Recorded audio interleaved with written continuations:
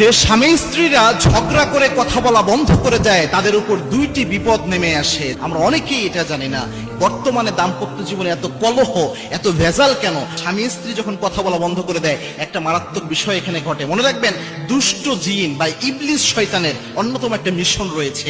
ইবলিস শয়তান বান্দাদের দিয়ে, আল্লাহর গোলামদের দিয়ে যত অপরাধ করায়, কোনো অপরাধে ইবলিস শয়তান এত খুশি হয় না, একটা অপরাধে সবচেয়ে বেশি খুশি হয়। যে দুষ্ট জিন এসে বলে, আজকে স্বামী এবং স্ত্রীর ঝগড়া লাগাইয়া তাদের কথা বলা বন্ধ করিয়ে দিয়ে তাদেরকে আমি তালাক দেওয়ার ব্যবস্থা করেছি, তাদের সম্পর্কটা আমি নষ্ট করে দিয়েছি। তখন ইবলিস শয়তান সবচেয়ে বেশি খুশি হয়। খুশি হয়ে তখন সমস্ত শয়তানের মধ্যে তাকে পুরস্কৃত করে ফেলে। স্বামী স্ত্রী যদি ঝগড়া করে কথা বলা বন্ধ করে, একটা পর্যায়ে দুষ্ট জিন চেষ্টা করে, এই যে একটা সুযোগ পাওয়া গিয়েছে, কথা বলা বন্ধ করেছে, এই জায়গাটা কিভাবে এদেরকে এই সংসারটা নষ্ট করে তালাক দেওয়ার ব্যবস্থা করা যেতে পারে। কেননা তারা বসেই থাকে তার কাছে পুরস্কার নেওয়ার জন্য, যে সংসারটা